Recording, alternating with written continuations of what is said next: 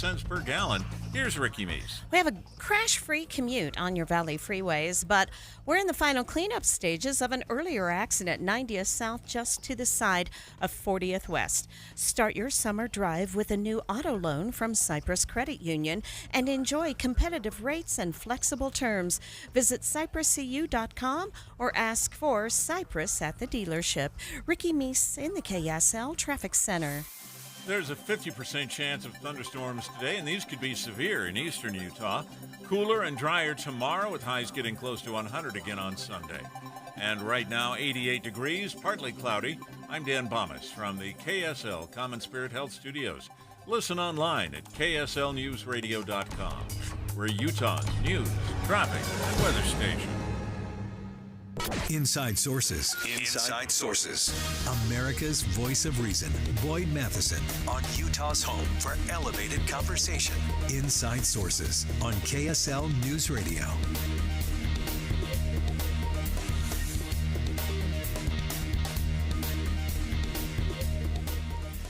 Well, tonight will be a unique debate, CNN's presidential debate between the two leading presidential candidates.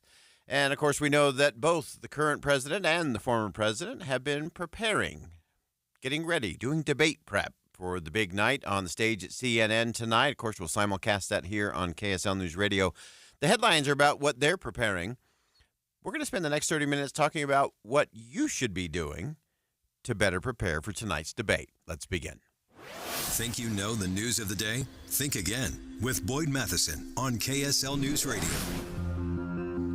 Well, it is debate night in the United States of America, and we are 5 hours and 55 minutes away. I know that because CNN, who is hosting the presidential debate tonight, is telling me so. They have a countdown clock. We're actually down to 5 hours, 54 minutes, and 39 seconds.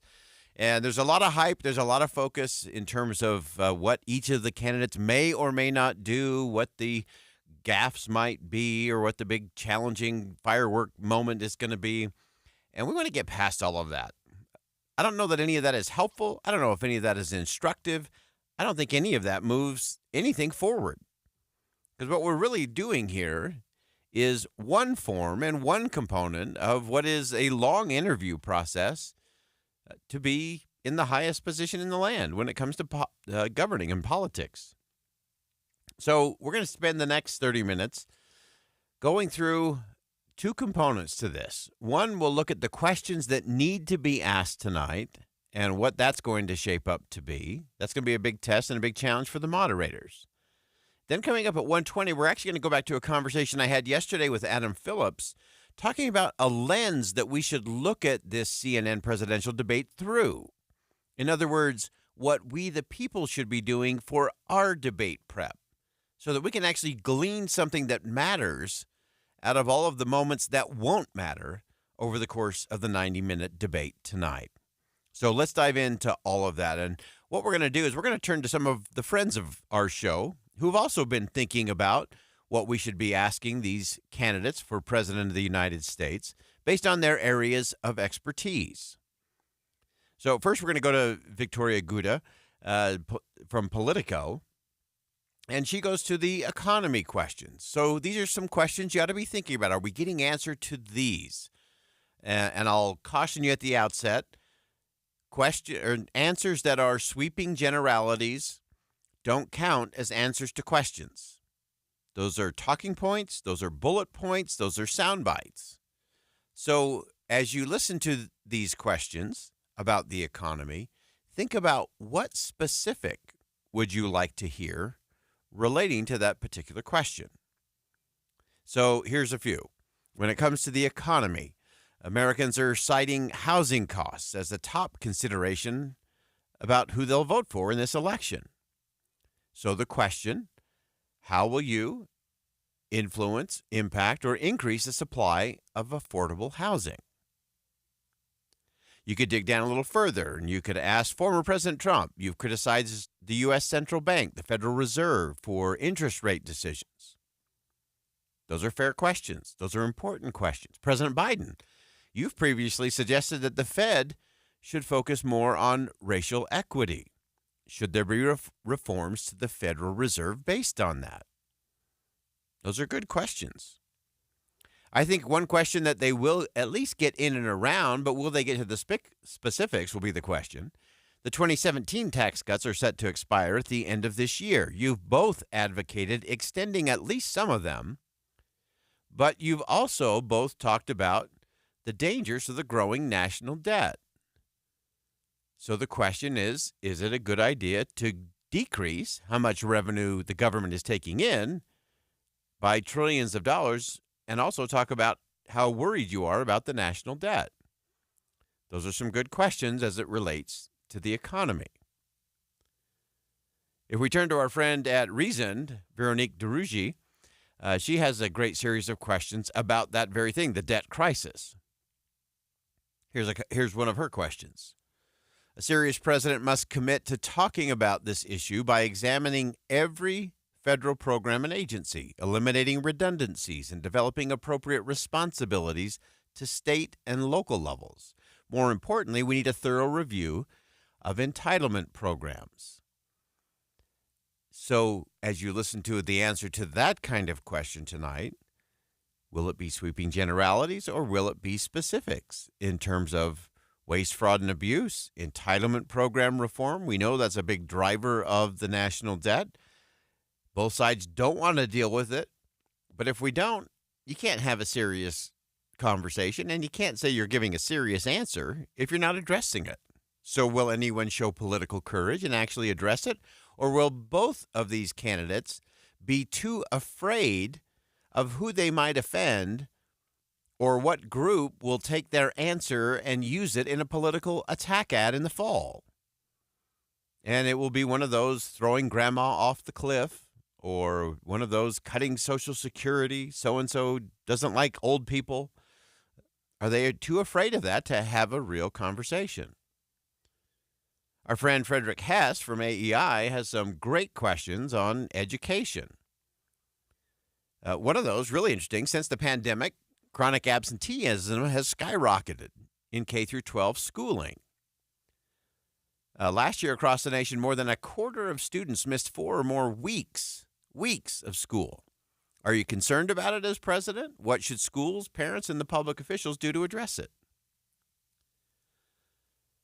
There could be a whole segment on the effects of smartphones and social media on youth well-being, mental health, and academic performance. I think that's a fair question. And again, will the candidates talk very high-level, bullet point stuff? Or will they say, this is what I'm for, this is why, this is what we intend to do? President Trump, former President Trump, of course, has called for abolishing the Department of Education. Explain that. What would that entail? What does that mean for federal aid for students with special needs or schools that are serving low-income students, Pell Grants for lower-income college goers? Explain it. That's a fair thing. When President Biden ran in 2020, he said that he was spurred to run by the ugliness of white supremacism, anti-Semitic conflagration that had transpired on the University of Virginia campus. And now we look at what's going on college campuses and the very slow response of President Biden and the administration. Does it still trouble him? Why or why not? What would you do? Or what wouldn't you do? There's a whole host of foreign policy questions that I would love for these two candidates to get serious and get specific. You can say you're serious about something. You can say you're going to work night and day. You say you're going to fight tooth and nail. I don't want to hear any of the platitudes tonight. Talk about the difference in Ukraine policy. Talk about how your approach to the Middle East is different, or how it will lead to peace in the region, lasting peace. Let's talk about the differences between real immigration policy and real border policy and real engagement with Mexico. What does that look like? What does that mean? We know Iran's one of the biggest threats to U.S. interests in the Middle East. How are you going to approach and deter Iran? All fair questions, all good questions that we ought to get to. And then if we turn to our friend George Will from the Washington Post, he has a few questions for both the candidates. I think they're most helpful. They actually relate to the Constitution. Both President Biden and President Trump seem to be impatient with the Constitution, Mr. Will wrote.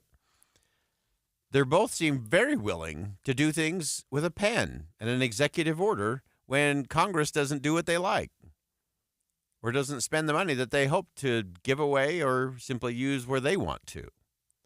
Those are all great questions. What else in the Constitution causes you some heartburn? Or what will you be willing to do? Things like the Supreme Court, whether that's stopping President Biden from relieving student debt, whether it's dealing with the former president and a whole host of things that we'll probably see from the Supreme Court next week. The constitutional questions are going to matter tonight. I want to listen to some specifics around that. So all of these things are crucial components to make tonight's CNN presidential debate worthy of a debate. Now, there seems to be a lot of interest in the country. 60% of Americans say they are interested and intend to watch. I think they'll only watch if in the first few moments of the debate it proves watchable and it proves meaningful. So we're going to stay with the conversation on how you should be doing your debate prep so that you can make sure that the moments that matter actually do matter and actually have specific meaning, not generalities and talking points and zingers that actually gets us to something that is worthy of a presidential debate. We'll be right back.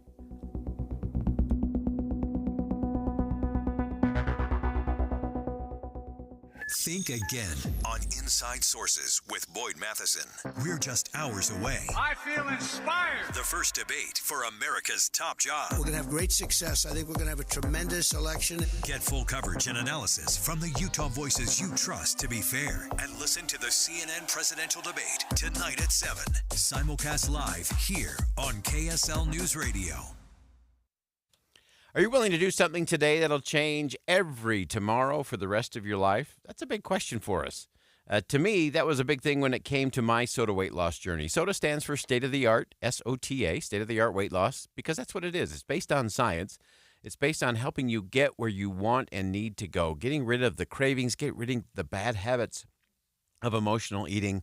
Working with my SOTA nutritionist, I lost 37 pounds in 90 days. And I'm telling you, it's changed not only every today, but every tomorrow, every day since. For over 2.5 years now, I've been 37 pounds down, and it makes all the difference in the world. I always say when it comes to your SOTA weight loss journey, there's no time to lose, only time to win. So start winning today. Your healthy tomorrow starts today. Make the decision today that will change every day for the rest of your life. It starts with SOTA weight loss, state-of-the-art weight loss. Start it today at sotaweightloss.com. Trail mix, beef jerky, mixing all the soda flavors at the gas station soda machine. Snacks are better on the road. The gas is better when it's top tier. And the pit stop is better when there's a dinosaur there. Love the filler moments at a Sinclair gas station near you with DinoCare, our top tier gasoline. Some sweet and salty snacks for the commute and a big green dino for the memories. Find a gas station near you at sinclairoil.com. Sinclair, fill up your life. 3 days only. Friday, Saturday, Sunday. Save thousands on hot tubs and swim spas. It's a major manufacturer's liquidation of hundreds of in-stock spas. Utah State Fair Park. Hot tubs discounted 40 to 80% to the lowest possible price, starting at $29.99. Free professional delivery. Take possession tomorrow, next week, next month, or next season. The Hot Tub and Swim Spa Sale. Utah State Fair Park.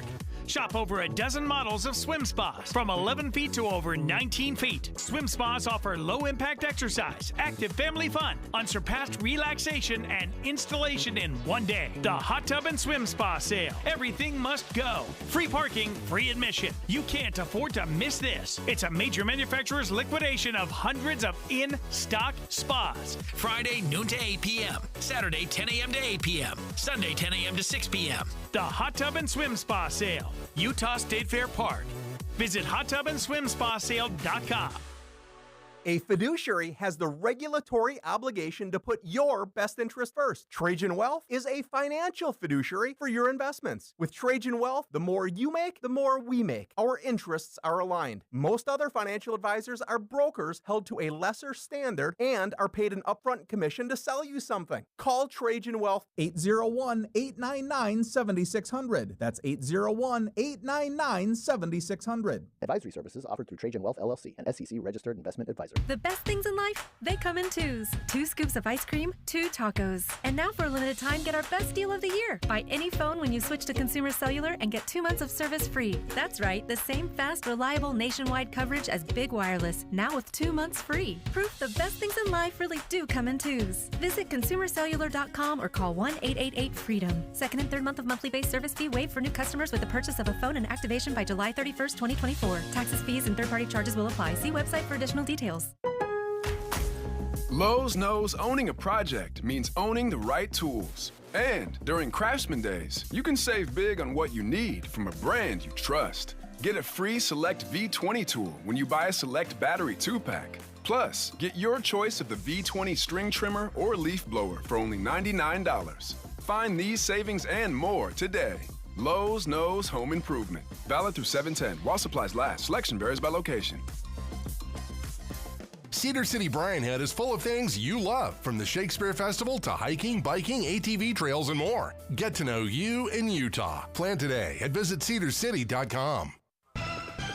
With the 3 things you need to know this hour, I'm Dan Bomas. First, a wet winter means the Great Salt Lake was rising this spring, but it's been dropping this summer.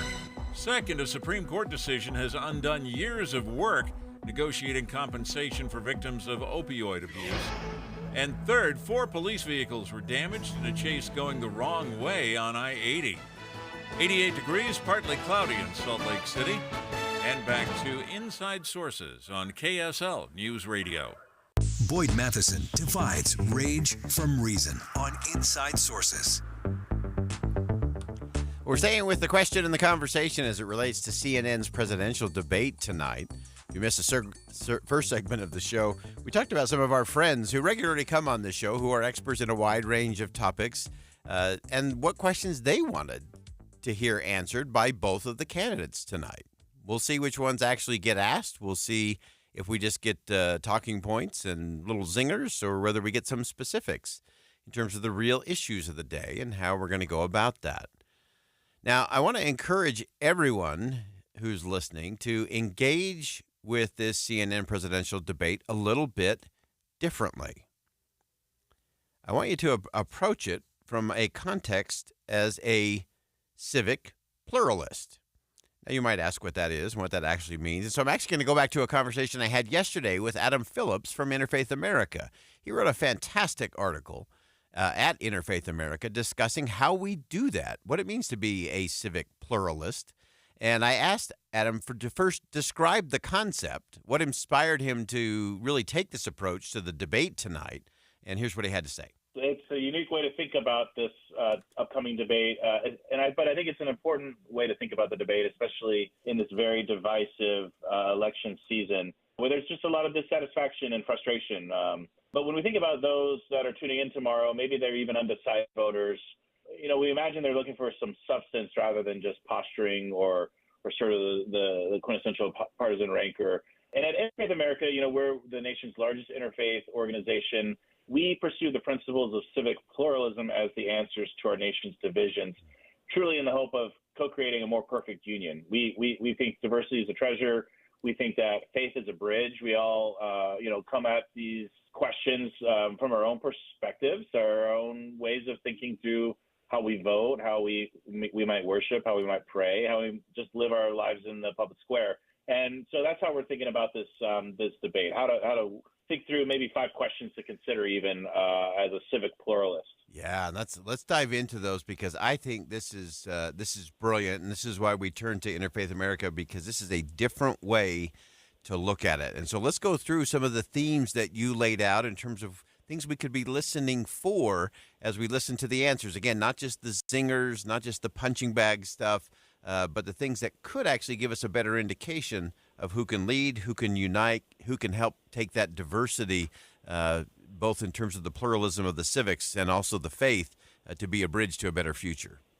Yeah, I mean, no matter who's running the country, who's leading the country, whether it's re-electing President Biden or another election of President Trump or any presidential candidate, they've got to think through this in terms of the bedrock fundamental principles of what it looks like to lead an American democracy, and civic pluralism is a marker of that. It's a hallmark of our nearly 250-year tradition as a multi-ethnic democracy here in the United States. So, becoming a civic pluralist is truly about who we are as Americans, and it's not about abandoning political convictions or involvement.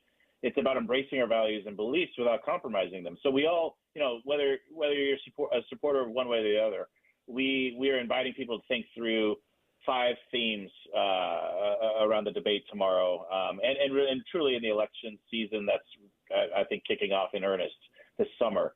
One of the themes or questions we're asking folks to consider is around identity. Is identity discussed as a source of pride or exploitation? So during the debate, do the candidates genuinely acknowledge and celebrate the diversity of identities in America, or do they exploit them as political tools? Pluralists don't exploit. They emphasize the importance of respecting and valuing our identities. Yeah. Another question we're asking people to think through is faith referred to as a bridge or a divide? At Interfaith America, we're committed to this kind of bedrock principle that faith is a bridge. And so we're asking folks to pay attention to how candidates discuss religious traditions and their impact on public life. Yeah. And another third question is, are our nation's institutions built up or demeaned? Institutions keep this country running in so many ways in our public life. And so we're asking folks to consider how candidates discuss the strength and integrity of democratic institutions, such as the judiciary, Congress, the electoral process, these things that we sometimes take for granted that come up every 4 years, knowing that democracy is built on the strength of our institutions 365 days a year. I want you to pause there for a second because I want to unpack a couple of these before we get to the final two. Okay, sure. Because yeah. I think these are so interconnected, and I think this whole idea of identity and faith and seeing that as a dimension of diversity, helping people bring their whole authentic self into the public square from both faith tradition, from background, from lived experience, all of those things, that oneness is not sameness in the country, and it's part of what makes us incredibly strong. And then the trust in the institutions, I think, is so vital. I think it's one of the things I worry most about in our constitutional republic is when we've lost trust in a lot of the politicians and the leaders, which then starts to bleed over into the loss of trust in the institutions, whether that's the courts or Congress, but even other institutions, whether it's religious institutions or organizations, businesses in the community. But ultimately, we start losing trust in one another. And I think how candidates talk about that really matters, whether they're just undermining that trust in the institution with kind of a grievance mentality, as opposed to how do we strengthen them and move them all forward. And so let's look at those last two areas that you're hoping that people will listen to and some framework for that. Yeah, and I think these are some of the most important things to think about tomorrow. And that's the idea around cooperation. We might vote a certain way come November 5th, and we want to encourage people to get out and vote. We see our democracy and our electoral process as something almost sacred, not in the religious sense, but in the sense of these sacred values as Americans that we've fought for and defended and promoted for nearly 250 years. So is cooperation emphasized over division? At the end of the day, we've got to come back together and be bridge builders. Of course, want to have a robust policy debate about the future of the country around some really core, important issues. But at the end of the day, how can we cooperate? And so we're asking folks to think and look to see, how do candidates tomorrow night on CNN emphasize that? Are they emphasizing cooperation or are they emphasizing division? And then finally, this idea that I've been talking about around diversity. Is diversity described as a treasure or is it described as a threat? And a civic pluralist perspective views diversity really as a source of strength and innovation that enriches society and promotes understanding among different groups. So pay attention to how the candidates tomorrow night portray the changing demographics in the country, and what opportunities it brings. This is fantastic stuff. Adam Phillips is the Chief Strategy Officer and Chief of Staff at Interfaith America. And again, I'm sure you didn't get up this morning saying, I wonder how I can be a civic pluralist as I watch the presidential debate tomorrow. But we all should be thinking about it because it is that civic pluralist approach, I think, that can actually transcend a lot of the divisions that we have and actually lead us towards that more perfect union. Adam, thanks so much for joining us today. Fantastic stuff. We look forward to having you back to continue the conversation. That's my conversation with Adam Phillips from Interfaith America and approaching it tonight. So again, the candidates have done their debate prep for tonight's CNN presidential debate. The bigger question is, have you done yours? And how will you listen? Will you listen across the surface? Will you listen for just kind of the regular stuff that we've been served up horribly over the last decade or two when it comes to presidential debates? Or are we going to listen differently? Could you listen as a civic pluralist when it comes to identity and faith and the institutions and having trust and confidence in them, cooperation, the integrity of compromise and diversity? There's a host of things that we can get to in the context of good policy. We can have those big disagreements and we can have the roiling debate. That's all good. It's how we do it, and more important, it's how we listen.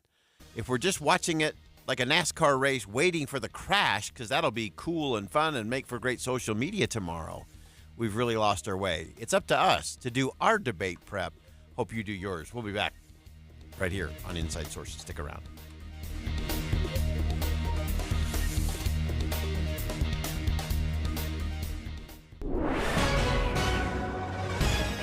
It's 1:30 at KSL News Radio. I'm Dan Bomas. KSL's top story this hour: vendors trying to save the Redwood Drive-In swap meet were dealt a blow at last night's West Valley Planning Commission meeting. It voted 4-2 in favor of proceeding with a rezone that will allow homes to be built on the property. Supporters believe there's still hope as the final decision now rests in the hands of the City Council. Our top national story this hour from ABC News: we're learning new details about the murders of 5 people in North Las Vegas this week. Police say it started as a fight between Eric Adams and his ex-girlfriend. Here's ABC's Alex Stone. He got a gun and shot his ex-girlfriend's 24-year-old daughter and the daughter's 22-year-old girlfriend. Then when a neighbor came by to check on them, he was shot and killed. Adams allegedly went to that neighbor's upstairs apartment and shot the neighbor's 59-year-old grandmother, 40-year-old mother, and 13-year-old sister. Alex Stone, ABC News. And police say Adams killed himself once he was tracked down. And coming up, look for thunderstorm already raining in parts of southern Utah. That's next. KSL News on 131. Here's a way to get breaking news updates anywhere you go. At the store or in a work meeting, you can get breaking news on your phone. You can quickly read it, swipe, or click for more. It's super discreet, super fast. That's the app for KSL News Radio. 911, what's your emergency? Someone on the other line said they kidnapped my son. On September 12, 1995, McKay Everett disappeared from his home in Conroe, Texas. There was no sign of forced entry. It was just as if McKay had walked out of his own free will. And to this day, McKay's mother, Paulette, feels that justice was never truly served. Ransom is available now. Listen at ransompodcast.com or wherever you get your podcasts.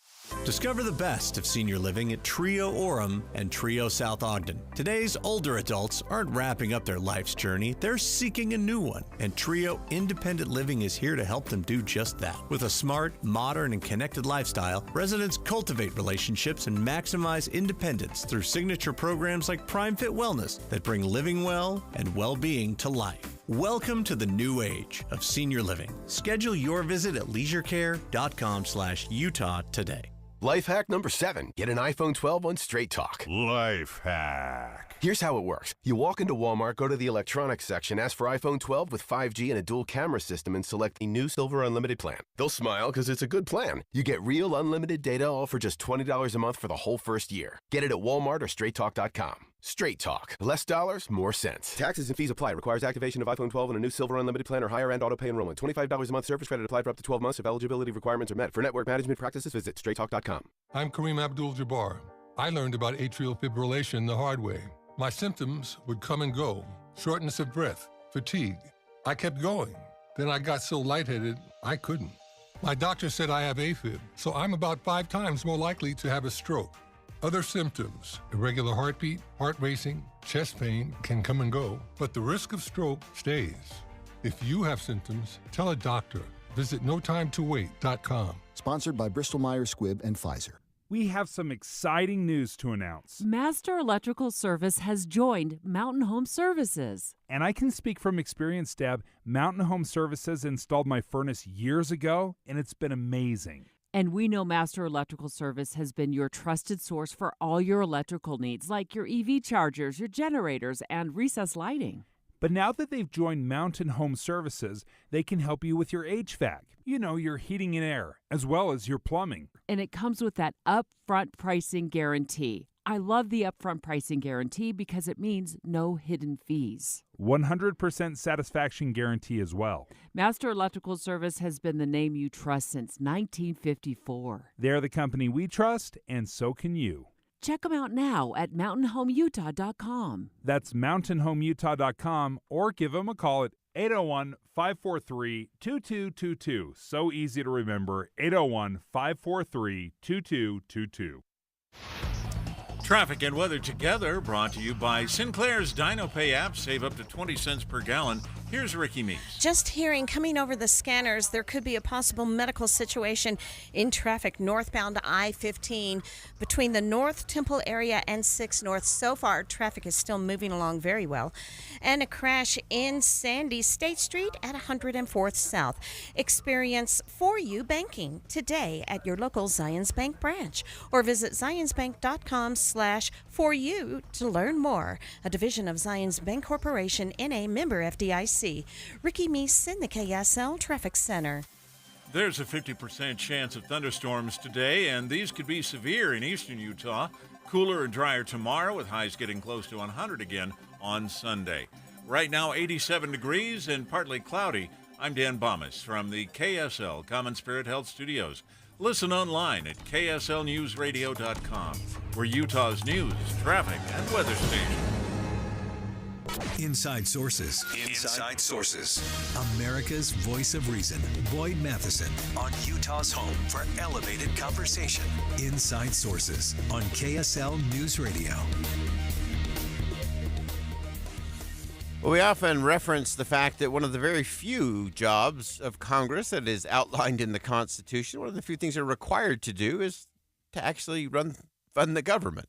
I know, it's a radical thing, and it has to be done every year. And as we often point out, September 30th comes every single year.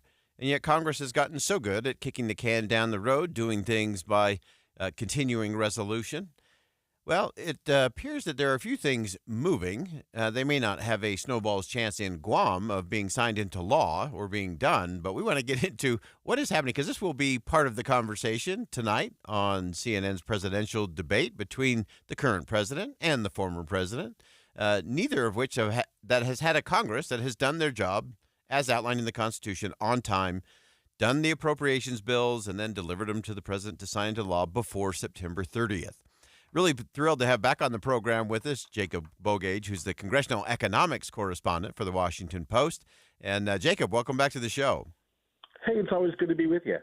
So great piece, as always, talking about what's happening on the House side. They're at least talking about doing their job with 3 of the major funding bills. Again, I think it's kind of snowball's chance in Guam, the way they're being laid out, that'll actually land. But give us a sense of what you're hearing and seeing and how this might set things up in terms of the battle that will come before September 30th. Well, do you want the good news or the bad news first? Yes, we take.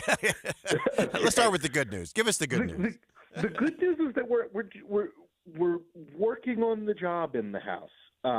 To the House's credit, there are bills out there to fund the government. They exist. The bad news is none of them will become law, and it's kind of predictable in this case. The House, controlled by Republicans, is going to put out some very conservative legislation to fund the government. Big increases in defense funding, big cuts for transportation funding, for things like public health, for things like workers and education, and a bunch of conservative policies, things that combat diversity, equity, and inclusion, things that combat the expansion of rights for LGBTQ folks, abortion restrictions, that all kind of get written into these bills. The House is going to vote on them. They're going to pass on party line votes, and the Senate is going to say, ha, ha, ha, that was very funny. We will now actually write funding bills, and we'll negotiate on them. And that's not going to happen before November. Before September. So we'll see a continuing resolution, kind of a punt until after the election, and then we'll pick the ball back up and see if Congress can, meet the new deadlines it's going to set for itself. Yeah, it'll be so interesting to see how that plays out. And it is always interesting, regardless of who's in control of each of the chambers. Often those House bills, even if they're controlled by the same party, they often get set on a desk on whoever the majority leader is. And where, of course, the members of the House, that's where all good legislation goes to die. Probably all bad legislation goes there to die as well. And this is an interesting one, in particular in an election year, where clearly there are things within some of these appropriations bills that are either just purely messaging or pure politics. Again, we're equal opportunity offenders on the show. Both sides have done this over the years. But give us a sense in terms of how this might actually shape the contours of the debate in terms of the funding. And I'm with you. It definitely is not going to happen by September 30th, even though we know it's coming. One question I have for you is, will we get a short punt into a kind of a lame duck in December, or will they punt it all the way into a new administration into January? So there's another bit of good news here, which is that nobody wants to fight over this in an election year. Nobody wants, in the middle of September, the other party screaming bloody murder that, the Democrats or the Republicans are going to shut down the government. Nobody wants that cudgel wielded against them. So I don't think getting a short-term stopgap punt is going to be all that hard to put together. I imagine that will get extended into the lame duck because lawmakers don't want to saddle a new Congress and a new president with, the first thing they have to do in office is fund the government. They want to have a much more, if President Biden wins, that will be interpreted as, a mandate to go finish the job and be bold on legislation. If President Trump wins, he has talked about his first 100 days being retribution from his time in office. And he's talked about or at least conservatives in Congress have talked about bold new economic plans that they want to pursue in their first 100 days. So nobody wants to spend part of their first 100 days, doing the rigmarole of funding the government. They want to go big, and they don't want to deal with this stuff. But this stuff matters. Yeah. Yeah, this is the stuff. This is the job. And I often remind people that, job. Yes. that if you don't want to do this job, this is actually the job you're running to do. And so if you don't want to do that job, you should run for a different job or just go get a different job because this is one of the very few pieces that actually matters in the job. And so let's get that part done. And I've been going back and forth whether they will, take this deadline of September 30 and try to punt to that short-term one in mid-December, which is what they typically do, and then they punt again to either January or March. And from what you're saying, I'm sensing you're thinking maybe they punt that into March, so whoever the new administration is at least gets 100 days to run at something. I think so. And look, I mean, I don't like to do speculating, but in this case, I'm going to do a wee bit of speculating, which is that members of Congress are people just like you and me. And does anything get done once November rolls around and we all look at the calendar? We go, oh, it's Thanksgiving. Oh, the holidays. Oh, we'll pick it up after the new year. Nothing gets done in any workplace between November and December. And Congress is no different. So the idea that they're going to pump this into the lame duck and then go, oh, yeah, we can finish it up by the end of the year, I think that's very ambitious. Yeah. So I think we'll see a series of those continuing resolutions, which has a lot of different ramifications. I know you've studied this close. This is what drove me crazy as the chief of staff in the Senate. is that we talk about continuing resolution, and most people think, oh, that just keeps everything on autopilot, keeps all the spending going. And that could be bad in one sense. It could be good, and obviously in keeping the government open. But there's also a host of ramifications in terms of whatever a particular project is. Say it's something for a new fighter jet in the military because the old one is defective and doesn't work. You can't change that. If the funds have been for the old program, they have to stay there because that's what's been passed. And a continuing resolution doesn't allow you to shift from the old project to a new project. And things like that have real ramifications, whether it's military, whether it's funding for poverty programs or whatever it may be. Some of those things are not shiftable, and that impacts the quality of government that we're getting. Continuing resolutions are super wasteful.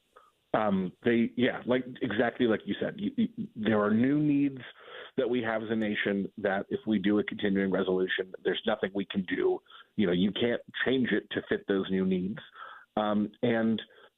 If there's stuff that's obsolete, it's really hard to strip it out of the continuing resolution. It puts it on autopilot, regardless of whether or not there are mountains in the way at the height you are flying. And so, you can't steer. That's difficult. I will also say, just if we think about March deadlines, let's keep in mind there are other financial policy deadlines that are going to be really important. And if this thing keeps getting kicked, that will turn into a tsunami. You have the debt limit that's expiring, and we'll probably be able to get through tax season before we start getting faced with a default date, which would be really bad economically. Yeah. So we'll probably be able to get through tax season, but if this thing keeps getting punted, then we start trying to solve the debt with discretionary spending, and then someone like me gets to come back on your show and geek out and tell your your listeners about a bunch of random terms that they never thought they'd have to know in their lives. We're going to book you today, Jacob. I'm going to have Lindsay stay on the line with you and schedule our dates for December the 14th. We're going to get another one January 26th, and then we're going to take you on March the 24th. All those dates are coming. Yeah, you and me will have fun. Yeah. And everyone else will be like, what is happening?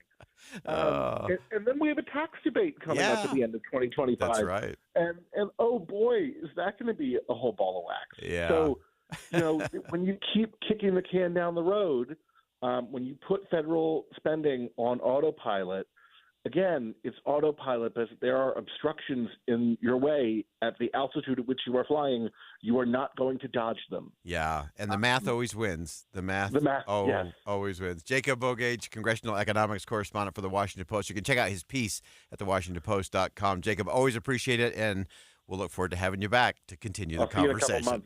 All right. Great stuff. That's Jacob Bogage from The Washington Post. And all of those things are true and real. We're flying at a certain altitude. We're realizing the mountain is much higher than where we're flying. And if we don't change, we will crash economically. We'll be right back.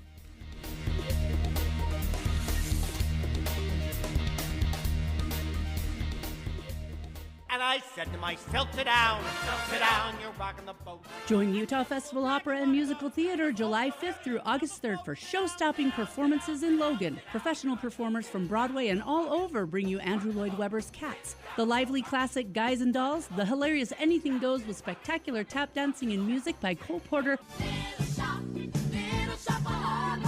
cult classic Little Shop of Horrors, and Puccini's opera Gianni Schicchi with its sequel Buoso's Ghost. Stop the commercial! I'm interrupting myself to tell you that Utah students K through 12 can get a free ticket to all Utah Festival performances this summer. Claim yours online now. Where was I? Oh, yeah. Cult classic Little Shop of Horrors and Puccini's opera Gianni Schicchi with its sequel Buoso's Ghost. Plus, late-night cabarets, 5 concerts, breakfast with the stars, academy classes, and more. Tickets at utahfestival.org. utahfestival.org. KSL Broadcast Group contests are open to participants 13 years of age and older that are residents of Utah, Idaho, Wyoming, and Nevada, unless otherwise specified. Employees or agents of the station, Bonneville International Corporation, or other area radio stations, or any entity associated with the contest may not enter. Persons who have won in the last 90 days from the station contest or event are not eligible. Full general contest rules are available at kslnewsradio.com. The Salt Lake Chamber is Utah's voice for business. Okay, that sounds great, but what does it really mean? Well, as Utah's largest and longest-standing business association, they support and champion community prosperity throughout the state. And if you're in business, well, that's a very good thing for you. Be sure to listen to the Chamber's Speaking on Business, weekdays at 7:20, 11:55, and 5:20 p.m. on KSL News Radio. Your neighbor Greg loves summers in Utah, but he hates to paint, so he called Rhino Shield. We live in a beautiful two-story home that was built in 1916. Really been prepped and painted very, very poorly. Rhino Shield ceramic technology is formulated for our unique climate here in Utah and is Class 1 fire rated. We really had a lot of detail work, and the team at Rhino Shield spent really 4 days just on the prep work, and we were so excited to see that. And the cleanup was just impeccable. Utah, get the 25-year guaranteed protection of Rhino Shield right now for 10% off the regular price. We've gotten numerous compliments, and we've actually even had some of the longer-term residents of our community thank us for protecting the integrity of our home. This offer is limited, so call now 435-246-4466. 435-246-4466 or rhinoshieldwest.com. Go Rhino Shield. Any Hour Services can make sure your AC keeps you cool this summer. Whether you need a tune-up, repair, or just a second opinion about replacing it, call Any Hour Services or visit anyhourservices.com. I'm Dave Cawley, investigative journalist and host of the podcast Cold. Don't miss Cold's new Season 3, where I look into the unsolved disappearance of Cherie Warren, a woman last seen leaving her job at a Salt Lake City office in 1985. Police cast suspicion on Cherie's estranged husband and boyfriend, but never made any arrests or recovered Cherie's remains. Find Cold Season 3, The Search for Cherie, anywhere you get your podcasts. With the three things you need to know this hour, I'm Dan Bomas. First, vendors who sell at the Redwood Drive-In Swap Meet were disappointed by a West Valley planning decision last night.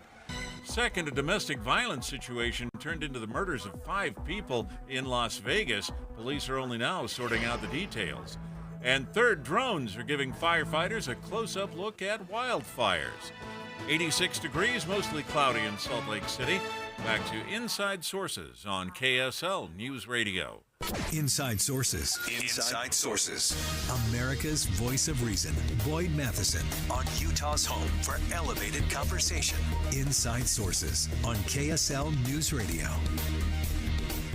Another exciting announcement coming out of Utah Valley University this week, particularly out of the Center for Constitutional Studies, as they announced the launching of a master's program in constitutional government, civics, and law. Dr. Troy E. Smith will be the program director for the Masters of Arts of Constitutional Government, Civics, and Law, and joins us on the line. And Dr. Smith, welcome to the show. Thank you so much, Boyd. It's a pleasure to be here. This is a really exciting development. The things that have been going on inside the Center for Constitutional Studies there at Utah Valley University we always talk about institutions that punch above their weight. This clearly is one. But give us a sense of this new master's program and what it means both to the university and to the students that will be part of it. Yes, Utah Valley University and the Center for Constitutional Studies is doing incredible work increasing constitutional literacy around Utah, the West, and in the nation. And it's a real honor for me to be a part of this program that they have put together. It's a master's degree program designed for K through 12 teachers particularly, but others who want to go on and be professionals, to go deep in the content of the American founding principles. So that is the history, the philosophy, the laws that shaped the thinkers behind the Constitution and our system of government, and how those ideas and laws have developed over time. And then also the importance of the public having the civic virtues that are essential for civic liberty and ordered liberty and our system of government that we have. I want to unpack a few of those. Let's start with just the principles and why those are so important, especially as we look at a country that politically is quite polarized. But yeah, I think we're not so much divided, maybe a little more separated. But talk to us about those principles. Right. Yeah. So there are a lot of people who want to change our system of government. 66% say that we should change our form of government. But it's not the Constitution that's failed. It's we who have stopped using the Constitution to address the very problems that the founders constructed the Constitution to resolve. 70% of the American public can't pass a basic civics test. Many of them don't know that there are 3 branches of government. So how can we use the Constitution if we don't fully understand it? And that's the point of this program, is to help teachers to understand these basic principles of our government, and then to be able to share that with their students and spread the understanding out so that it ripples across our communities and makes a difference in how we approach and think about government. So it's such an important part of that process. And to me, one of the other really exciting components to all of this, of course, the relationship that has been developed with the University of Oxford's Pembroke College and the Quill Project. For our listeners who may not be as familiar, describe that project, the Quill Project, for us, and then how this will be incorporated in terms of this new master's program. So the Quill Project is an analytical study of the convention that created the Constitution. And from that, they're able to draw all sorts of insights and connections that previously weren't available. The master's program includes a research track where students will be going to Oxford and working with Professor Nicholas Cole, who put that together, and developing those connections, finding deeper insights to help us better understand the founding and what the thinking was, the reasoning, and the connections behind that. It's such an important project, and I love the tag teaming there. I think there's so many things that are coming out of that. As you get this launched and rolling, give us, I know you're not long on the job here, but give us a little bit of your vision in terms of how this continues to grow and expand and how it adds to that constitutional studies there at Utah Valley University. Well, it's evident that there is a very deep need for this type of an educational program that teaches teachers the content of the founding of the principles of the Constitution so that they're able to share it with others. And we see a great demand from teachers for this. The ones that have come the 3 days that we've been going, they're expressing how much this is going to help them, and they're going to be able to bring it into the classroom and share it with their students. We anticipate that we will have a significant growth, not just here in Utah, but across the West and also across the United States, because we're one of the few programs that is actually targeted for that group and giving them the tools and knowledge to bring to their classrooms the content that they want to share. So important. And finally, I would be very remiss, and I'd kick myself, because we're one of the few radio programs in the world that spends time every week and most every day talking about federalism.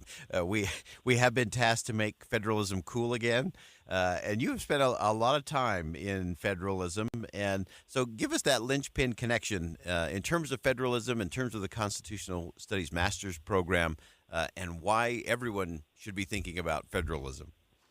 For liberty, for equality of government, and for the perpetuation of our free institutions, right? For liberty, that we are best ruled, but with those issues that affect us in our daily life by those who have experience in that context and that environment. So there are a number of things that can be done by local officials that we should leave for local officials.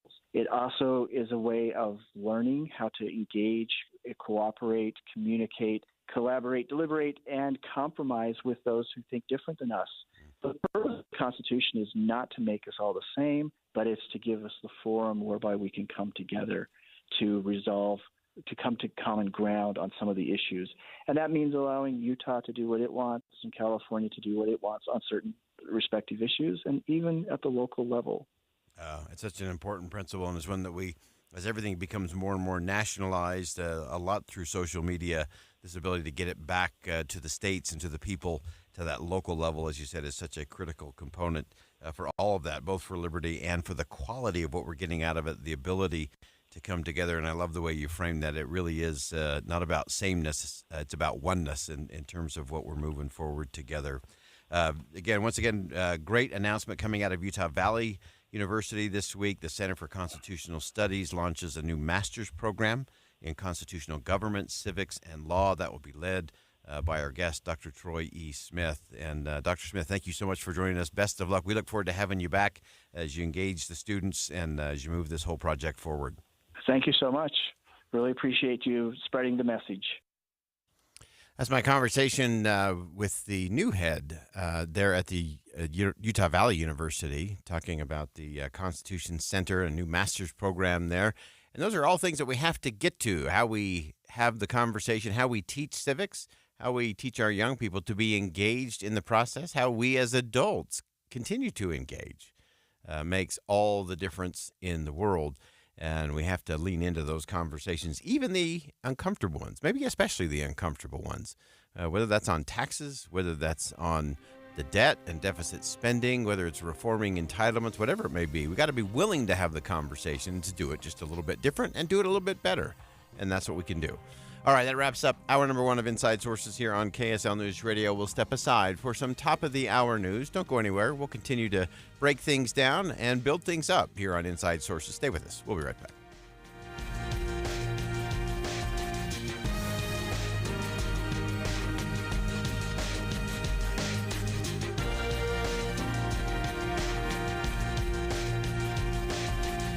KSL FM Midvale. KSL Salt Lake City. From the KSL Common Spirit Health Studios, this is KSL News Radio. Utah's news, traffic, and weather station.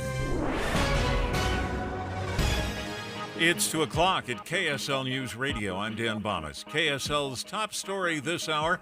New survey shows strong support for a $750 million bond proposal in the Salt Lake City School District. Here's KSL News Radio's Amy Kobabe. The money would go toward fixing up West and Highland high schools. The board hired Y2 Analytics to look at likely voters and if they'd support the bond, and a majority actually supported the larger of three options, $750 million compared to $600 or $300 million. The board has until August to decide if they'll actually put it on the ballot for November. These two high schools are the oldest in the city. Our top national story this hour from ABC News. Voters will get a good look at President Biden and former President Trump in the CNN presidential debate this evening. Washington Post reporter Mary Jordan says they'll be able to see for themselves what they've only heard about to this point. I think the stakes are really high because between now and Election Day, this is a rare moment. People can see them themselves and begin making up their own decision. And you can watch the CNN presidential debate on CNN this evening or listen to the simulcast on KSL News Radio beginning at 7 o'clock. Your money at this moment, the Dow Jones average up on the day, 36 points. The NASDAQ is up 53. And our KSL weather, waiting to see if we get that thunderstorm tonight. That's next. KSL News Time 2:01.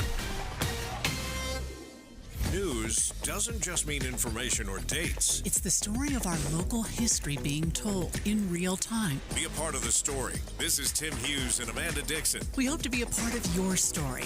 We have you covered on KSL News Radio. The light is fading, your hands are sore, and the last tool has been put away.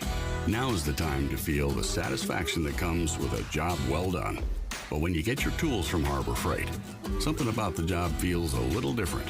Your wallet. Because we believe that everyone deserves hardworking tools at hardworking prices. And that's what we have here. So, whatever you do, do it for less at Harbor Freight.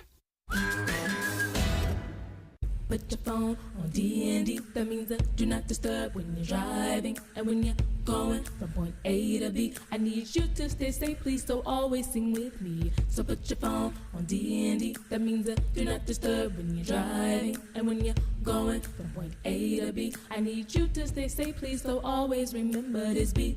Don't drive distracted. A message brought to you by the National Highway Traffic Safety Administration, Project Yellow Light, and the Ad Council.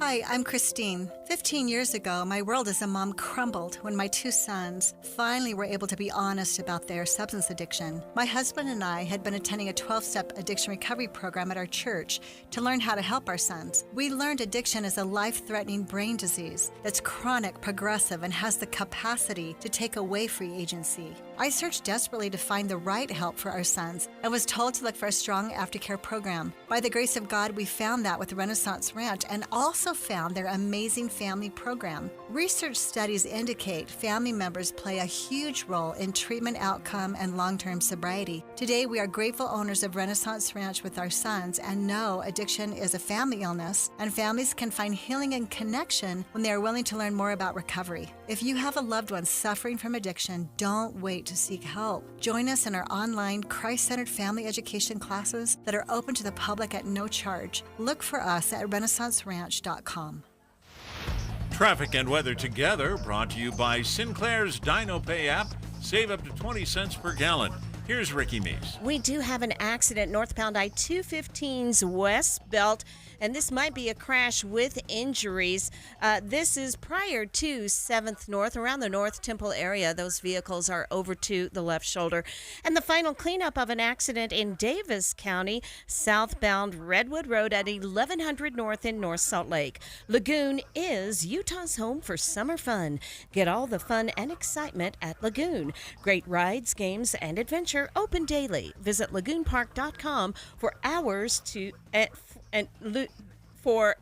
and to purchase tickets. Ricky Meese in the KSL Traffic Center. Well, there's a 50% chance for a thunderstorm, and that could be more severe in the eastern part of the state.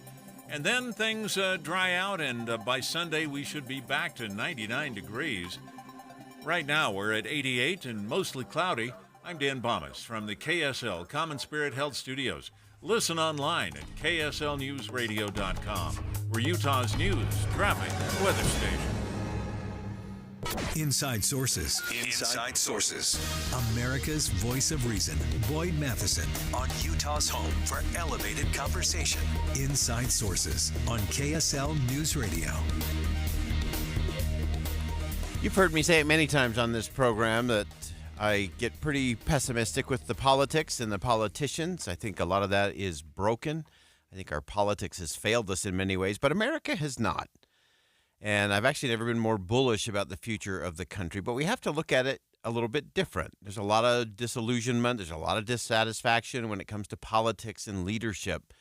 And so instead of just looking at the headlines where all the problems are, let's look underneath that and get back to some of the civics and some of the connective tissue that we find in community that I believe is actually the solution to the bigger problems. Let's begin.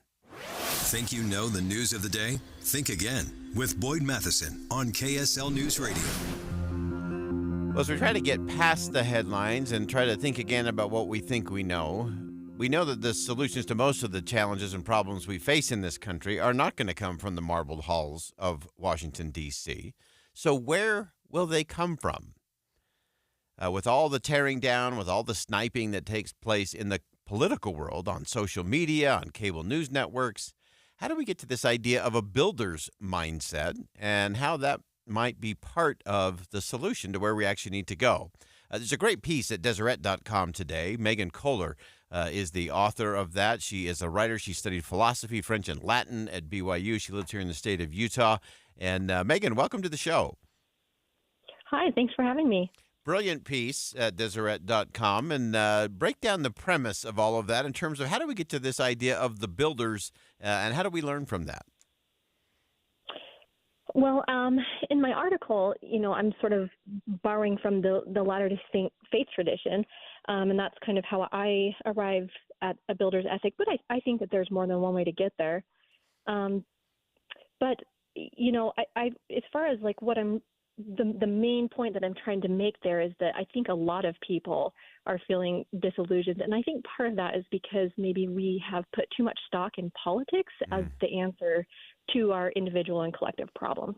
Yeah, and walk us through that process. So we look at a lot of different faith traditions on this show in terms of the principles and the things that we can model and borrow and use, and whether it's here in the state of Utah or across the country. Give us a sense of what you learned in looking at the Latter-day Saint history in terms of building over politics.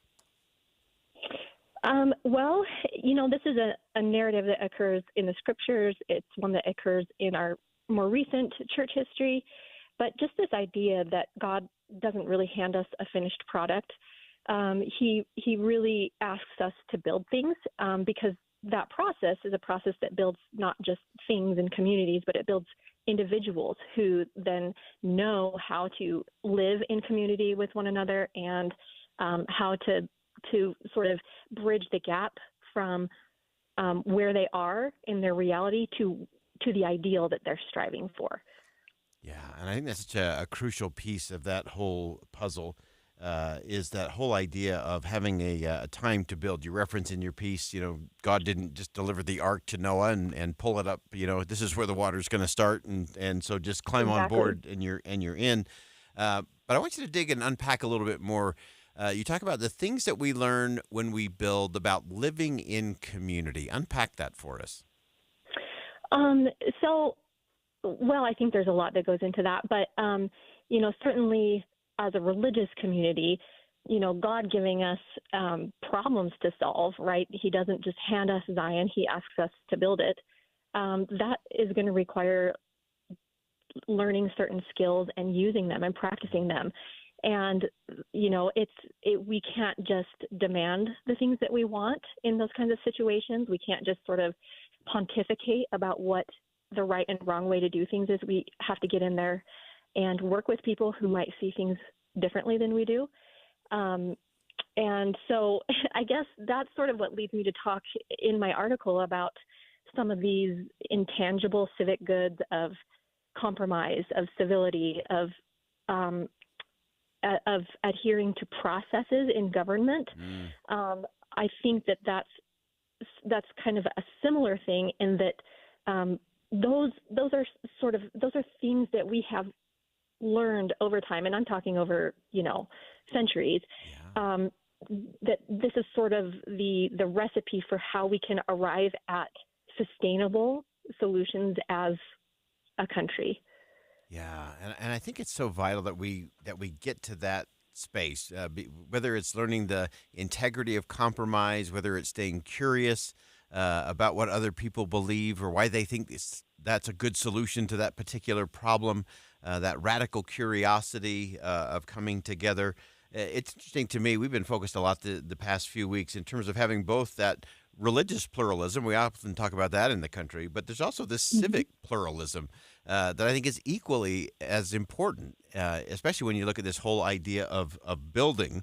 Our good friend of the show, Yuval Levin, had a whole book about a time to build and what happens when we start to do that. And he's actually going to join us back on the program next week.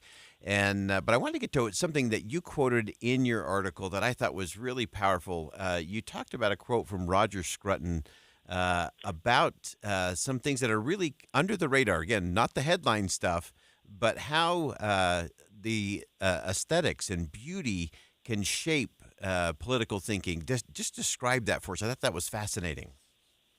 Yeah, so Scruton was he was really a philosopher before he was a political philosopher. And he wrote quite a bit about aesthetics, and he lived that. He cared a great deal about art, about beauty, architecture. And what I kind of took from that is that here's a person who is passionate about something other than politics, which is, that's kind of like the public space where we're trying to hash out solutions or even, bring other people around to our way of thinking. And so I think it's important that all of us have these passions and interests that are not in the political sphere. I think politics is just becoming much more existential, and people are so much more invested in it than they've ever been. And I think maybe part of the reason for that is that they're not invested elsewhere. And so I really like that book by Yuval Levin as well. And that has definitely factored into my thinking. And, aside from like the kinds of institutions that we think of, like government institutions or even religion, are there other ways that we can build things and practice those skills of building in our lives. Maybe it's building relationships, maybe it's creating art. I think basically it's just getting out of that mode of like needing to tear things down to get your way, and learning that process of what it really takes to create and to create something that is lasting. I love that. That's so important. We often say that opposition is uncomplicated. Deconstruction is absolutely undemanding. Anybody can do that. And we know that even a very simple-minded person can wax pretty eloquent in their scoffing and in their singers and tearing down. And so we have to get to that different space. This is a fantastic article. I'm going to point you all to it. It's at Deseret.com, and it is just a masterful, thought-provoking. I have about 20 more questions for you, Megan, but I'm going to have you come back another day to break some more things down. But this builder's mindset, important lessons from history, but absolute crucial conversations for today. Megan Kohler, thanks so much for joining us. Thank you. Really great perspective there. It is so easy. Even in writing, negative writing is super easy. Opposition is absolutely uncomplicated. Deconstructions doesn't demand anything from anybody. But that's not what we're here for, and that doesn't move us forward. That's where you end up with kind of an unhinged from principle kind of populism. That's where grievance ends up driving the politics of the day. That's what often keeps us more in the middle of heavy and heated arguments than it does in creating real solutions. So we all ought to quit, sharpening so many knives in all the political battles and start sharpening a few more pencils and recognizing that anger and fear and frustration, all of those things that are opposition and deconstruction that are so undemanding, that we do the hard stuff, the heavy lifting of actually building. We'll be right back.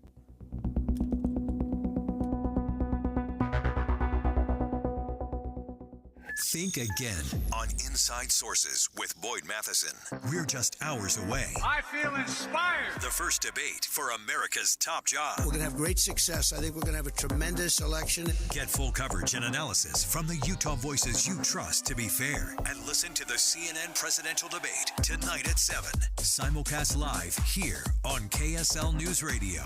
What's up, everybody? I'm Mike Wilson with Any Hour Services, and if you have a drain that's clogged or backed up, after you've tried the plungers and products, the next step usually involves some kind of drain snake or cabling equipment. You see, sometimes the blockage is far enough down the line that you need special equipment that most homeowners just don't have.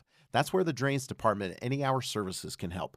A drain snake can clear most blockages and get the water flowing again, and clearing blocked drains is what our Drains Department does day in and day out. So if you're a homeowner with a drain line that's clogged or backed up and you'd like one of our drain technicians to come and snake the line for you, it's only $29. Yep, you heard that right. Any Hour Services will snake any drain line with normal access for only $29. Sinks, showers, tubs, toilets, floor drains, laundry drains, even that sewer main line that connects to the city. We'll snake any line for just $29. For help with your drain issues, call Any Hour Services at 801-443-7700. You can Google Any Hour Services. You can even schedule online at anyhourservices.com. No one helps more homeowners than Any Hour Services. This is the first summer I've looked forward to in a long time because it's the first one since I let go of 70 pounds of fat weight with the help of my friends at Soda Weight Loss. I can't overstate how much it matters to have your own personal nutritionist to assist you on your health journey. And you get that at Soda Weight Loss with coaching, support, and real help, 100% over the phone. I agree with my friend Sandy, who says her Soda dietitians and nutritionists felt like family. They rooted for me. They wanted me to succeed. For me, that was so big, is having someone in your corner. Come find out what Sandy and I have learned. Soda works. Go to SOTAweightloss.com, click Request a Nutritionist Callback, and within minutes you'll be talking to someone who truly wants to help you get in the best shape of your life. Let me tell you, the hottest days of summer, well, they feel a lot less hot without that fat layer surrounding me, and I no longer want to avoid going to the pool with my kids. So start your own journey at SOTAweightloss.com because SOTA stands for, say it with me, State of the Art. Odds are, if you have a 401k, it's set up with your payroll provider or an insurance company. I'm Jeff Jr. with Trajan Wealth, and if you're using your payroll provider or an insurance company for your 401k, the employer may be overpaying for the plan, the employees may have blasé investment options, and those blasé investment options may cost more than they should. Not with Trajan Wealth. Call us today, 801-899-7600. That's 801-899-7600. Services offered through a third-party partner. Social Security is with you through life's journey from birth to retirement. As your life changes year to year, so do your needs. For over 80 years, Social Security has helped to meet your needs and is committed to improving access to the services that make a difference in your life. Today, you can verify your earnings, estimate your future benefits, apply for retirement, manage your benefits, and even change your address, all from the comfort of your home. Social Security's online services help put you in control with secure access to your information anytime, anywhere, allowing you to spend more time with family, friends, or simply just enjoying the day. Social Security, securing today and tomorrow. See what you can do online at socialsecurity.gov. Produced at U.S. taxpayer expense. Hey, I'm Casey Scott, and I have a podcast called Project Recovery, inspiring stories about going from rock bottom to living addiction-free. Follow us on KSLpodcast.com or wherever you get your podcasts. With the three things you need to know this hour, I'm Dan Thomas. First, the Salt Lake City School District might be asking voters to approve a $750 million bond in this election. Second, tonight's the night for the first debate between President Joe Biden and former President Donald Trump. The CNN presidential debate begins at 7 o'clock. And third, a long-term study shows taking multivitamin pills don't do much to reduce your risk of death. 88 degrees, mostly cloudy in Salt Lake City. And back to Inside Sources on KSL News Radio. Inside Sources. Inside Sources. America's voice of reason. Boyd Matheson on Utah's home for elevated conversation. Inside Sources on KSL News Radio. Well, it's an interesting season that we're in. Following last week's statement from the Surgeon General, Dr. Vivek Murthy, stating that social media platforms should contain a warning about their effects and potential impact on young people, particularly on their mental health. Now, Dr. Murthy is declaring that gun violence should be moved into the public health crisis issue. And we want to dig into all of these crises, and perhaps it is, as Jennifer Graham described it at Deseret.com, maybe we're in a crisis of crises. And we want to dig into these in terms of what does it really mean and where do we actually go from here. And Jennifer joins us on the line. Jennifer, welcome back to the show. Thank you so much. Always a pleasure to talk to you. Well, as we dive into this one, give us first just the breakdown on this latest announcement from the Surgeon General in terms of gun violence and where we need to be there. What does it actually say? What does it actually mean? Well, it is super interesting that you mentioned that this is kind of a follow-up to another big announcement from him a week ago about social media platforms needing warnings. And it has almost made me think that he's trying to keep up with the Supreme Court this month, that, you know, the Supreme Court is all about a new opinion every day, and now it seems like we're getting new pronouncements from the Surgeon General every week. So I don't know. It might have something to do with the fact that it's an election year. We'll leave that to others to speculate. But anyway, it was a big deal that he issued this. Well, it was first an advisory, but it's also a pronouncement that gun violence is now a public health crisis, which, of course, enables all sorts of funding to come forward, like we remember from COVID. You know, as soon as things get an official designation, money kind of falls out of the trees. And so skeptics may say that that has a lot to do with this. Other skeptics might say that it is also part of a political campaign. I won't weigh in on any of that. Had nothing to do with the decision here. But it was a controversial move for sure. Yeah, no question. And there are a lot of things underneath the hood there, so to speak, in terms of what this is and why it came out now. The dollars that fall from such an order or such a pronouncement by the Surgeon General are an interesting thing to watch, especially from the lobbying perspective in our nation's capital. But help us understand in terms of what they based the decision on in terms of some of those numbers, because I want to make sure we don't lose that in either the dollars and cents of it or the politics of it, that there are some things that we should be having conversations about. Sure. And this report that came out, it was roughly 40 pages. It is well packed with data. Most recent, a study from last year that had some pretty compelling arguments in there that this has gotten to a crisis level. And some of the, I can't cite all the statistics, but some of the ones that I found most compelling were that 54% of American adults last year said that they had experienced a firearm-related incident, and that means a negative incident. It doesn't mean they were out on the range having a good time. One in 5 Americans said that they had been threatened with a firearm.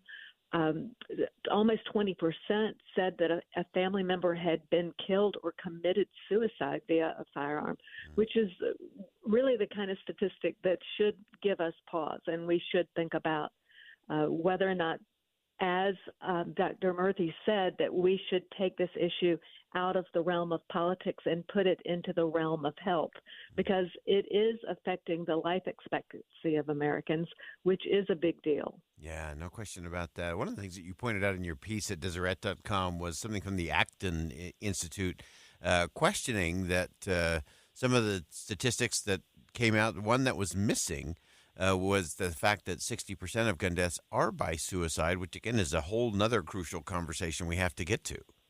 Exactly. And that's one reason that I addressed this issue the way I did, talking about the fact that all these crises, and we can argue about whether they're actual crises or not and whether that's the term to use, but all these trends, all these very troubling trends, at minimum, we should say, they're interconnected.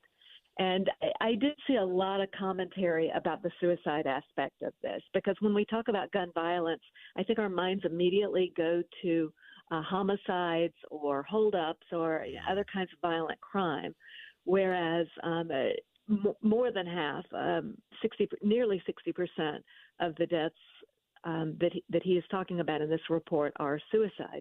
And those, of course, as Anthony Bradley wrote in his tweet, we need to talk about mental health as well. Yeah. So there's just no way to talk about one without talking about the other. Yeah, and that's one of the things that I wish the Surgeon General had done a little bit better is to link those two in terms of, let's have this conversation. Let's take it out of the politics. And I do worry that if we call everything a crisis, if everything is a 10, nothing's a 10. On the importance scale. And sometimes I worry that we use these political terms that are nice bumper sticker slogans or nice headlines, but often keep us a safe distance from connecting the dots and having the real conversation. I totally agree with you on that. And that's one of the things I was thinking about yesterday is the number of things that we attach the word crisis to, right? I mean, we have a housing crisis, we have a child care crisis, we have a climate crisis, we have an immigration crisis, and so forth. I mean, you can just go on down the line. And at some point, it does seem that we're overusing the word. But, in this case, I think the argument for using the word crisis does involve when something is a clear and present danger to the lives of large populations. And I could argue both ways. I can argue both ways on a lot of things. I mean, that's why I'm a generalist and journalist.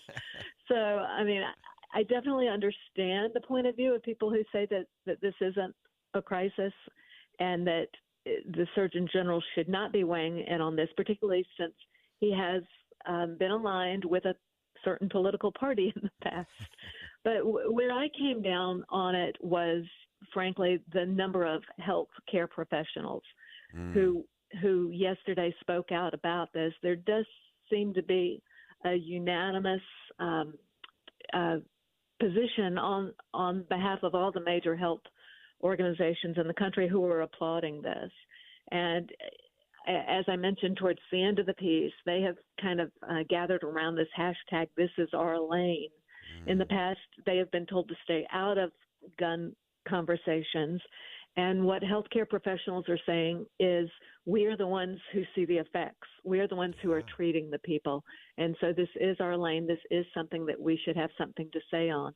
And that is a reasonable argument that you could make, not only for healthcare professionals as a field, but for the Surgeon General. Yeah, no question. And it is always interesting in terms of what the Surgeon General does. And then, of course, the funds that do fall, that is one component. But in terms of anything else with real teeth, there's not a lot there in terms of enforcement or policy. that can be done. But again, I think part of it is leading these conversations. And one of the things that you did in your piece, and something you always do so brilliantly, Jennifer, is connecting the dots. And I love that you took some of these maybe overuse of the word crises, but you did start connecting those dots between gun violence, loneliness, social media use, and pornography. Some really interesting things that all seem to have some common intersections. Yes, that is correct. And I will say I'm the first person to be skeptical of saying let's just throw money at a problem. And my eyebrows are always raised to the ceiling when anybody in government starts telling me we need more studies. But one thing that did stand out in this report to me yesterday that I found kind of interesting was they said that gun violence deaths are roughly the same number of deaths of people who die from sepsis each year, which of course is blood poisoning. Whereas, according to the Surgeon General, this is not my own research, but according to him, the research that is done on gun deaths is less than 1% of the research that is done each year on sepsis. Well, assuming that is true, that is something that thoughtful people should take into consideration. And obviously, as you said, there's a lot here to chew on, and his pronouncement is not the end of this conversation, but the beginning of it. Yeah, it really should be the beginning of a host of conversations. And the important thing is for us to get past the politics and the positioning of some of these things, especially during an election year, but really get to the conversation we need to have that will lead to good policy and lead to the outcomes that everybody can unite around, because that's really the name of the game in the end. Jennifer Graham, Ideas and Culture Editor for the Deseret News. You can check it out, her piece at Deseret.com. Always great writing, great thinking. Jennifer, thanks so much for joining us today. Thank you. I'm a fan of yours. Yeah, thanks, Jennifer. That's Jennifer Graham, again, from Deseret.com. Always helps us get beyond the headline, underneath the numbers, the positioning, the posturing, and then where's the real conversation and how do we get there? That's always the test. We'll step aside for a quick break. More Inside Sources coming up next.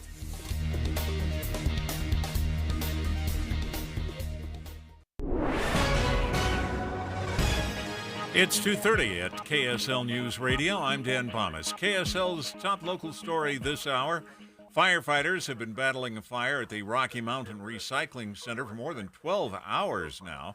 Salt Lake City Fire Captain Chad Jefferson says it took a while to tame this for a few reasons. Obviously, the size of the property and the amount of steel involved, it's heavy and you can't move it around so much, and so getting water inside of the burning debris is difficult. And Jefferson says next they'll have to go into the building and tear it apart to make sure they haven't missed anything.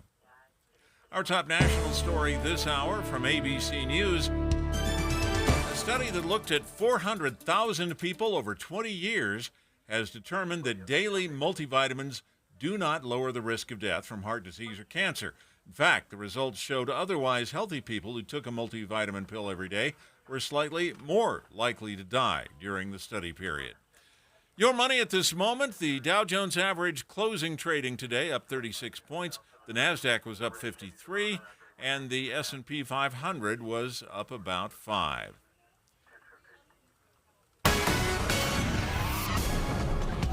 And our KSL weather, we're already seeing storms and a little bit of snow in southern Utah. That's next.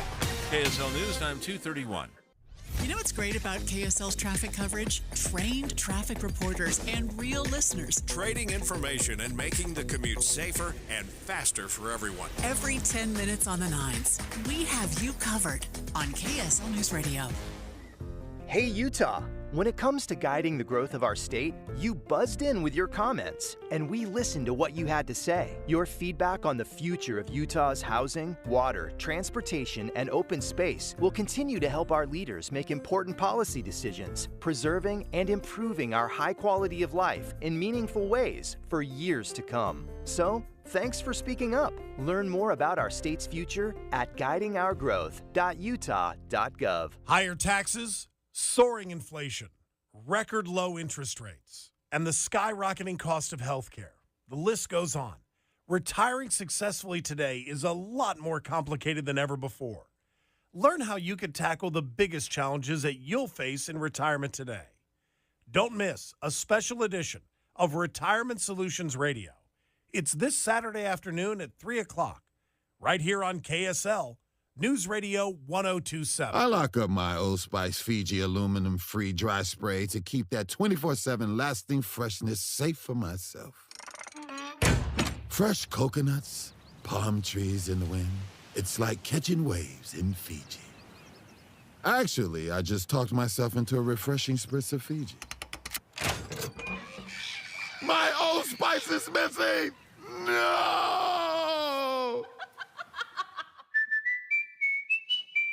Attention talcum powder users. Have you had ovarian or gynecological cancer? A proposed $8 billion plan will pay those who believe they got sick from using talc products, like Johnson's baby powder and shower to shower. Johnson & Johnson maintains its products are safe. You have until July 26, 2024 to vote to accept or reject the plan. For more information, visit officialtalclaims.com or call 888-431-4056. Paid for by LLT Management, LLC. I think one of the things that patients don't realize is that when they get a joint replacement, that's not a lifetime treatment option. And they're probably, if they are a younger patient, signing up for multiple surgeries down the road. As a physician and medical director for QC Kinetics, Dr. Caravelli's seen a pattern of trending joint pain. Prolonged medication, steroids, then surgery, possibly another surgery. So a lot of our patients are trying to avoid or put off surgery, and this is the treatment that can help them do that. QC Kinetics extracts your body's healing substances, concentrates them back into your aching joints to help heal and restore those areas, providing lasting relief. Oh, I love being able to tell my patients,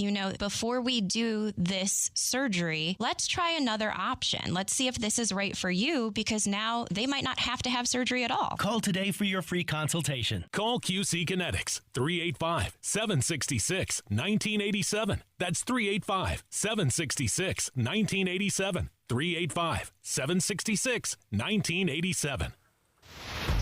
Traffic and weather together brought to you by Sinclair's DinoPay app. Save up to 20 cents per gallon. Here's Ricky Meeks. We still have this accident being cleared. It's northbound I-215's West Belt, a little after the I-80 junction over to the left. Also, Salt Lake City PD on the scene of a crash at 8th East and 300 South. Don't miss Park City Gallery Association's Gallery Stroll with monthly inspiration and family-friendly activities, including this Friday's scavenger stroll from 6 to 9 p.m. Shop and get inspired supporting local. Visit Park City Gallery Association.com. Ricky Meese in the KSL Traffic Center. And we could still see a thunderstorm here on the Wasatch Front, but the activity expected to be intense in the eastern part of the state. And then things are going to warm up the next couple of days. By Sunday, we should be back to sunshine and 99 degrees. And right now, 88 degrees and partly cloudy. I'm Dan Bomas from the KSL Common Spirit Health Studios. Listen online at kslnewsradio.com, where Utah's news, traffic, and weather span. Inside Sources. Inside Sources. America's voice of reason. Boyd Matheson on Utah's home for elevated conversation. Inside Sources on KSL News Radio. Welcome back to Inside Sources here on KSL News Radio. It's great to be with you today. As always, I am Boyd Matheson as we continue to watch all of the things happening as it relates to the CNN presidential debate tonight. If you missed the first part of the show, you just need to go back because remember, each of the candidates did some debate prep. I think it's every bit as important for all of us as voters and as citizens to do our own debate prep, to look at what we're listening for. And I would suggest you go back and take a listen and approach it with a lens of civic pluralism and actually getting to some of those things. There's all kinds of complexities that we've got to get to, but we've got to be listening just a little bit different. Now, one of the things that I'm sure will come up in the course of the 90-minute debate tonight is the Middle East. It's a mess. There's a lot of challenges going on there. And so we want to take a look at how that might play out and some of the things that are happening and some things that are moving forward in a really interesting way as it relates to Saudi Arabia. Many people ask me, how do you start your day? Where do you begin the day when you're thinking about the show? And there's only one place where I start every day. It's the Morning Dispatch newsletter.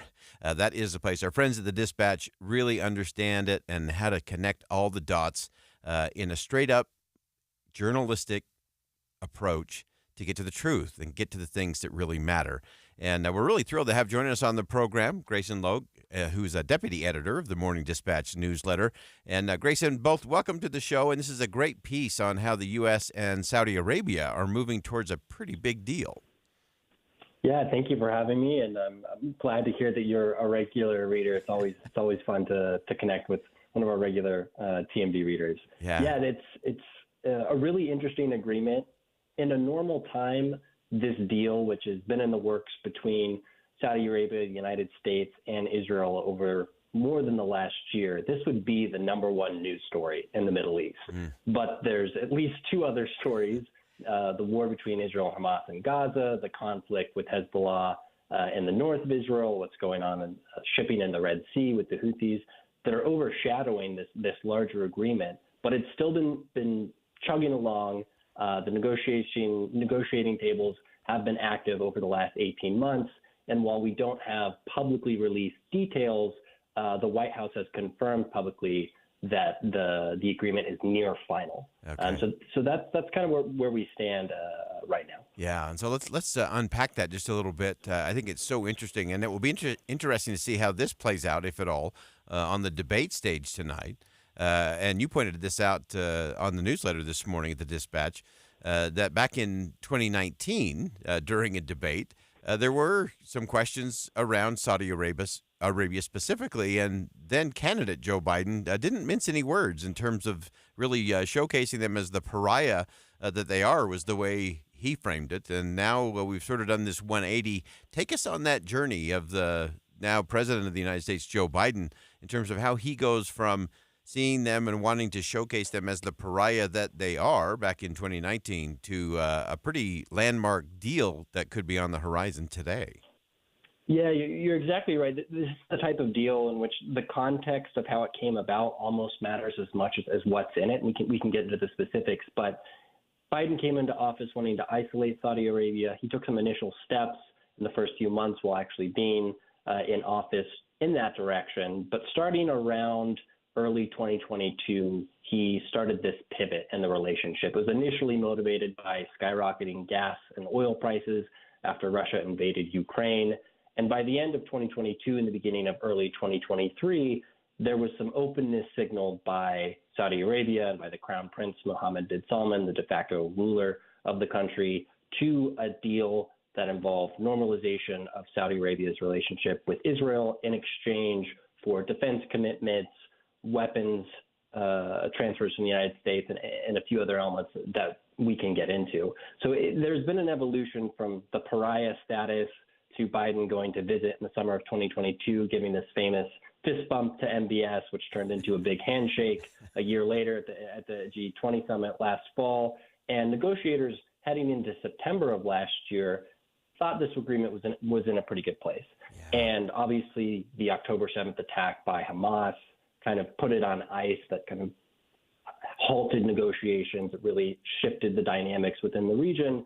But towards the end of last year and through the beginning of this year, negotiators kind of came back to the table and have the agreement back on track. Now, initially, when the Saudis expressed interest in doing this in exchange for a defense agreement with the United States, they didn't require major concessions on the Palestinian question or on a path towards Palestinian statehood. Post-October 7th, that has kind of been reasserted into the conversation. It has to be a more active element of actually getting any deal across the table. And the Biden administration has seen some opportunity there and using that as a soft leverage point to hopefully push the war with Hamas to a conclusion, because that's become a political liability for some constituencies on the left. So there's the pressure from both sides, the Saudi perspective and the U.S. perspective, to include this Israeli element beyond normalization, including things like a ceasefire and some type of commitment to a path to statehood.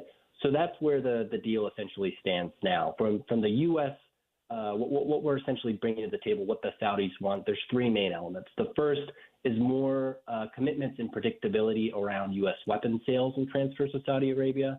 We have a history of pausing those shipments and interrupting previous agreements that the Saudis would like stabilized. There's a whole discussion over why we've done that. their human rights record, the civil war in Yemen. That's a whole different conversation, but they basically want those weapon flows to be stabilized and not interrupted. Secondly, they would like access to civilian nuclear power technology to build their own reactors as part of their broader transition of their economy away from oil. This is a decades-long project that the Crown Prince has initiated. And third, and perhaps most significantly, they would like a mutual defense pact that obligates the United States in some form or another to come to Saudi Arabia's aid when attacked. That would actually rise to the level of a treaty that would have to be approved by 2/3 of the Senate. It's quite a rare defense agreement. The United States does not have these types of agreements with very many countries outside of NATO. It's only a handful of countries like South Korea and Japan and some others, and we haven't completed such a treaty in over 60 years. So that is quite a significant element in and of itself, let alone normalizing relations with Israel, let alone some type of commitment to statehood for the Palestinians. Yeah, still a really high bar. And I did think it was so interesting pre-October 7th. There were a lot of rumblings that, the Saudis could really play this integral part in this two-state solution and some real lasting peace. And then, of course, October 7th kind of threw all of that upside down and backwards. And now just trying to get to ceasefire, getting hostages home. And then you have the complexities, as you pointed them out, in terms of what's happening with the Houthis, what's happening with Hezbollah. And suddenly the entire region seems to be in a pretty wild place. How does the administration start to navigate these, and can it push through the rest of these things? Obviously, that stabilization and certainty, a lot of U.S. allies seem to really want that these days. Will the U.S. really be there for us when we need them? And what is the administration doing to bolster that and to prove that, hey, we can get to some kind of deal that will be good for the region, will be good for the Saudis, and will be good for the United States? Yeah, I think that's encapsulated in the pivot on Saudi Arabia. They're a monarchical autocracy that has a pretty bad human rights record. They've done some social liberalization, but they're fundamentally still an autocracy, not typically a country the United States would want to get into bed with, all things held constant. But in a region like the Middle East, the Biden administration has recognized there is a stable partner to be had in the Saudis. And to the extent that we can actually put some meat behind our partnership with them, we can actually bring another actor in the region to play that role of a stabilizer in concert with the United States. That's part of the long-term goal is how do we keep the Middle East in a position in which we don't have to be putting out fires all the time. We can pivot. Perhaps there's the famous pivot to Asia that the Obama administration tried to do and couldn't. But that's all in the front and back of line of the administration as they're trying to build these types of partnerships. But one of the odd things about this particular agreement is that it's so uncertain. It's uncertain if Israel will put forward the commitments that would satisfy the Saudis. If that happens, it's uncertain if it can get past the Senate. Right. Saudi Arabia doesn't have that many friends in the Senate. If you look at the reaction, both just publicly in general, but also specifically senators on Capitol Hill to the PGA Tour Saudi Live Golf deal announced last year. If that's any indication, it's going to be quite the sell for the Biden administration, even if all of the other stars align on it. Yeah, definitely a tough sell to say the least in the United States Senate. Great perspective, and this is just one more example. We'll hear both candidates tonight talking about how they want to focus on things domestically. Every U.S. president wants to be domestic on their agenda, and then the world happens. And in no place is that more relevant than in the Middle East right now. This is a fantastic perspective, as always. Grayson Logue, Deputy Editor of the Morning Dispatch newsletter. Great way to start your day. It's the way I start mine. Grayson, thanks again for joining us today. Yeah, thank you for having me. All right, that's Grayson Logue from the Dispatch, the Morning Dispatch newsletter. Great place to start the day. Great way to get some good thinking rolling as you begin your day. We'll step aside for one last break. We'll come back with some final thoughts on Debate Day here on KSL News Radio. We'll be right back.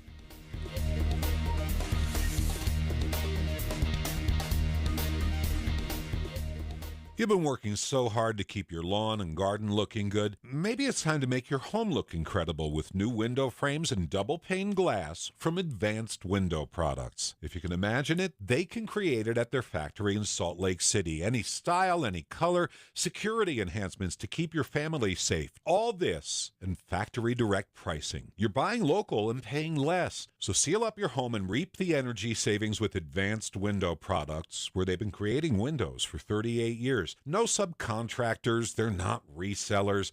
They build the windows, they install the windows, and they guarantee them for life. And right now at their summer special, get an extra $2,500 off on 10 windows or more. They offer 0% financing and even buy now, pay later. Busy season's just hitting. Call now. Advanced Window Products, $2,500 off. But you have to call 801-850-9100. That's 801-850-9100. Or go to advancedwindowsusa.com. Join KSL in the movie show this Friday from 10 to 1 at the Orem NPS store at 475 North State in Orem, npsstore.com.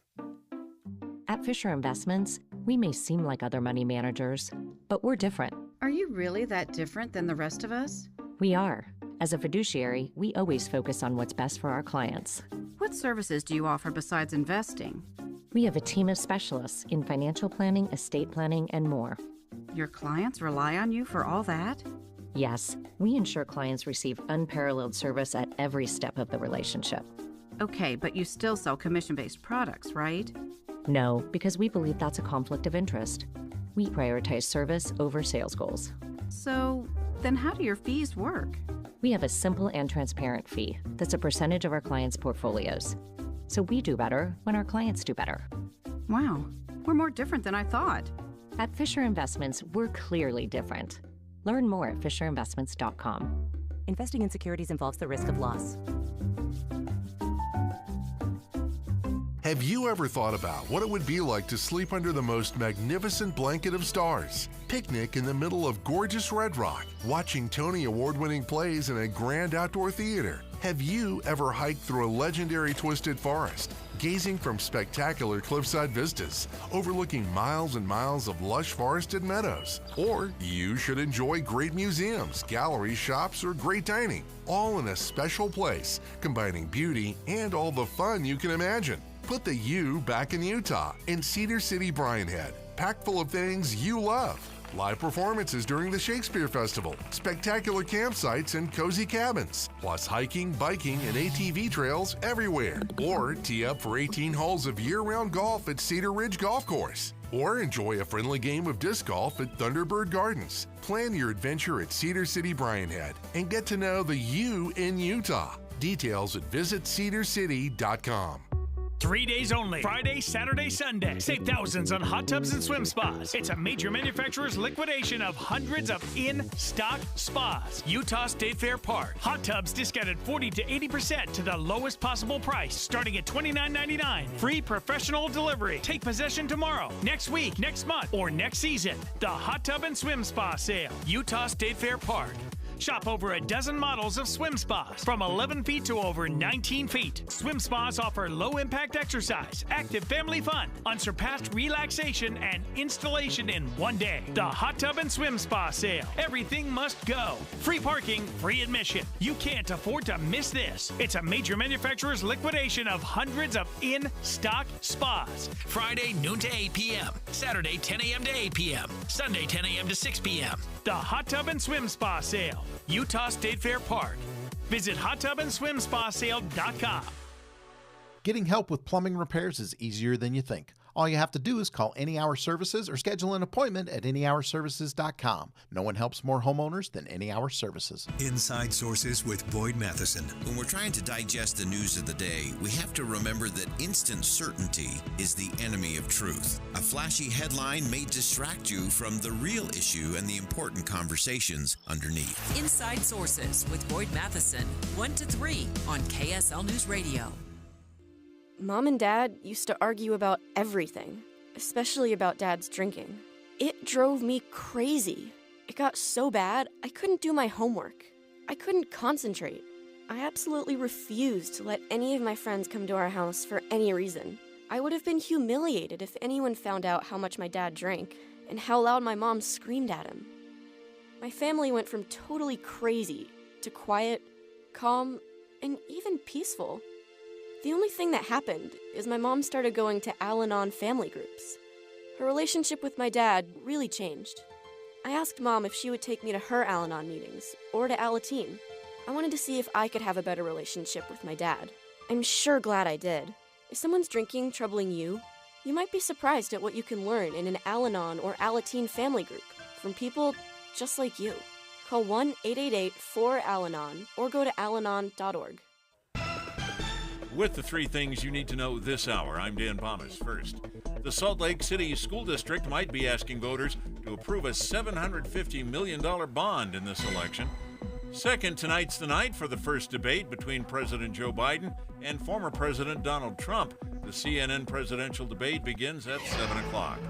And third, a long-term study shows taking multivitamin pills don't do much to reduce your risk of death. 88 degrees, mostly cloudy in Salt Lake City. And back to Inside Sources on KSL News Radio. Get deeper insights on the news from Inside Sources. Welcome back to Inside Sources here on KSL News Radio. Great to be with you today. As always, I am Boyd Matheson. As we round out the program today, I'm going to give you the official shot clock. 4 hours, 7 minutes left until the CNN presidential debate begins. We know that it will begin without opening statements. Neither candidate will make an opening statement. Both the current and the former president will be on the stage and go right into questions. Most of the questions will be have answers of about 2 minutes and a possible 1 minute rebuttal after that at the moderator's discretion, of course. We know that the mics will be cut and muted in between answers. In fact, very interesting. CNN has done little examples and little walkthrough, little primers for you to get ready for the debate tonight. They actually showed what would happen if someone was trying to talk at one of the podiums. They're 8 feet apart while one of the other candidates was speaking at the other. You can't hear anything was the point. And so it will be one of those. So that'll be an interesting dynamic in terms of no interruptions and no cutting each other off or no sniping along the way. And that's all the headline stuff. But as always, we want to get past that. I've been talking throughout the day today, and really since yesterday, that while it has been important for both the current and the former president to do their debate prep, I think the debate prep we've been missing in the country is our debate prep. Yours and mine, in terms of what we want to listen to, what we should be listening for during the course of this 90-minute debate tonight. And so we started off the program today, and you can go back and listen to each of the segments of the program. If you go to kslpodcast.com, you can do that every day. We post all the segments of the show, so you can go through all of our great interviews with our amazing guests. And I actually went to a lot of our favorite guests on this show in the first segment to get some of the questions they would like to have answered from the debate stage. And I want to go back to a couple of those as we round out the program. I want to go back to our friend George Will from the Washington Post. He actually had a question phrased as only George Will could do it, but it was about the Constitution. And he teed this up by saying, look, both of you seem to be pretty impatient with the Constitution. And then George Will pivoted and said, okay, Mr. Trump, when Congress refused to fund your border wall, you repurposed money Congress had appropriated for other uses. And you reportedly plan to claim a presidential power to impound appropriated funds when you dislike Congress's choices. That's a good question for the former president. George Will also has a similar constitutional question for the current president, saying, Mr. Biden, you tried to spend unilaterally more than $400 billion on student loan debt forgiveness. And when the Supreme Court of the land said this violated Congress's constitutional prerogatives under the Appropriations Clause, you said, quote, the Supreme Court blocked me from relieving student debt, but they didn't stop me. So the question from Mr. Will is, what other constitutional requirements do you two consider flimsy legal cobwebs?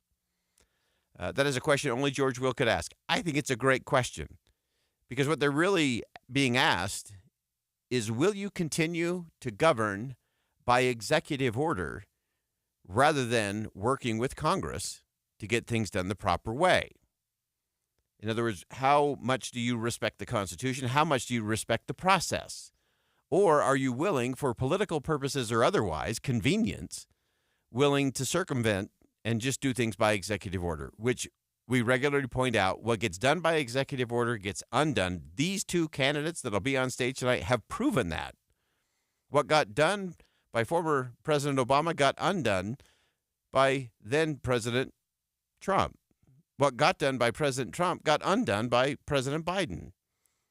And so it goes, and it creates uncertainty, it's expensive, and it doesn't move the cause forward. I think that's a worthy conversation for tonight. An interesting question from our friend Rick Hess on education from AEI. Real simple. He wants to ask the candidates, if you had to point to a school or a college that you think is getting it right today for our students, what would it be? And what would it take to provide that kind of schooling for more of the youth of America? I think that's a great question. I think that's one we're digging into because neither of them could answer it with a soundbite. They'd actually have to explain something, which is where we have to get. Also, great questions from our friend Brian Riedel from Manhattan Institute, talking about the national debt, talking about Social Security, Medicare, which are expected to run out of money in the next decade. So what are you actually going to do to be serious about making these solvent, secure, stable for the years ahead? How do you do that? Those are good questions. But above all, as you roll into debate night, I want to go back to our conversation with Adam Phillips and view them through the lens of a civic pluralist. Again, we often talk about having religious pluralism in this country. We should also have some civic pluralism, that we can disagree, that we can maintain that unity and resilience beyond just the election cycles, that we can look at the things that will reinforce our trust in the institutions and in the future of the nation. It's up to you. Do your debate prep. Watch the debate. We'll talk about it tomorrow. We'll step aside. It is time for Jeff Kaplan. I'm Boyd Matheson. Thanks for joining us. And as always, as you go out into the world, make sure you see something that inspires, say something that uplifts, and do something that makes a difference.